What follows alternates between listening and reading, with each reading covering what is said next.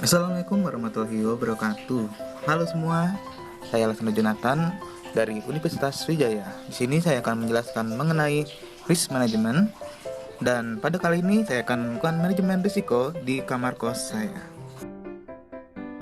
Nah, pada kesempatan ini saya akan menjelaskan mengenai istilah-istilah penting terkait manajemen risiko.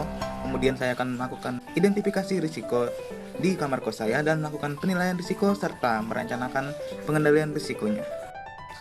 Baiklah, yang pertama ada risiko. Risiko merupakan kerugian atau dampak dari suatu bahaya atau hazard.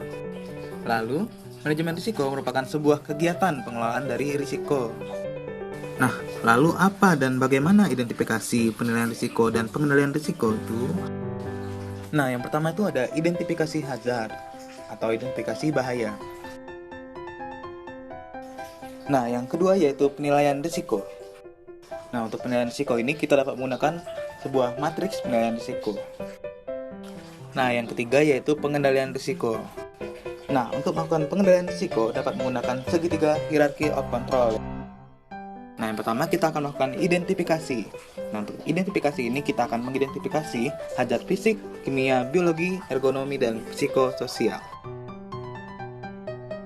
Nah, berikut ini merupakan beberapa hazard-hazard yang telah saya identifikasi.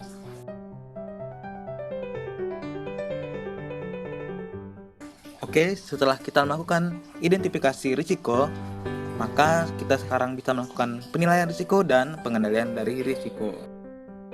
Dari beberapa hazard dan risiko yang teridentifikasi, pada video kali ini saya akan membahas lebih lanjut mengenai dua hazard dan risiko untuk dilakukan penilaian risiko dan perencanaan pengendalian risikonya. Langsung saja yang pertama yaitu hazard fisik, kabel stop kontak utama yang posisinya di luar dinding. Dengan kondisi kabel stop kontak utama yang posisinya di luar dinding, maka dapat berisiko terjadinya korsleting listrik yang dapat mengakibatkan kebakaran. Nah, untuk kemungkinannya itu kecil atau jarang terjadi. Dan untuk keparahannya yaitu seperti yang kita tahu bahwa dampak korsleting listrik itu berupa kebakaran, maka hal tersebut tergolong tinggi atau katastrofik karena terjadinya kebakaran dapat mengeluarkan biaya yang tidak sedikit dan terkadang dapat mengancam jiwa. Selanjutnya kita masukkan ke dalam matriks penilaian risiko mengenai perkiraan kemungkinan dan keparahan tadi. Lalu diperolehlah nilai risiko sebesar 3, yang berarti risikonya sedang dan juga berarti risiko tersebut tidak dapat diterima, sehingga perlu dilakukan tindakan pengendalian. Adapun tindakan pengendaliannya yaitu yang pertama eliminasi, yaitu dengan cara memasang stop kontak utama dengan kabel yang berada di dalam dinding atau tertutup. Yang kedua yaitu substitusi dengan cara menggunakan stop kontak utama yang lain apabila tersedia. Yang ketiga yaitu pengendalian administrasi seperti tidak menghidupkan banyak alat elektronik secara bersamaan karena dapat meningkatkan arus dan membuat stop kontak panas sehingga memperbesar risiko terjadinya kebakaran. Yang kedua yaitu memberikan tanda agar tidak menggunakan stop kontak. Selanjutnya yang kedua yaitu hazard ergonomi, yaitu postur tubuh yang kurang tepat saat menggunakan laptop.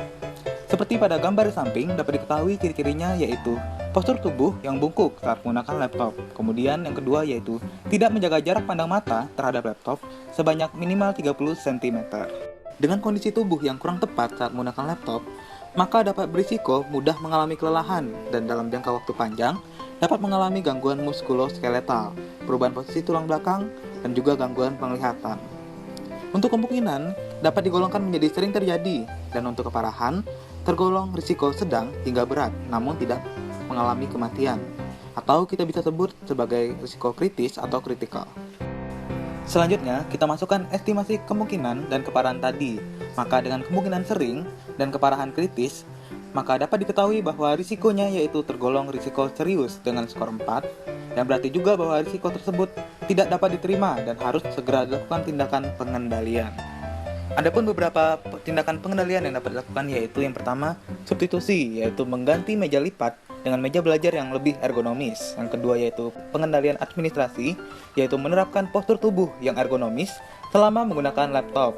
Dan yang ketiga yaitu rekayasa engineering, yaitu menggunakan kursi khusus ketika menggunakan laptop dengan menggunakan meja lipat. Baiklah, demikian yang dapat saya sampaikan terkait manajemen risiko di kamar kos saya. Selanjutnya saya akan menutup video ini dengan quotes. Dan terima kasih atas perhatiannya. Sampai jumpa.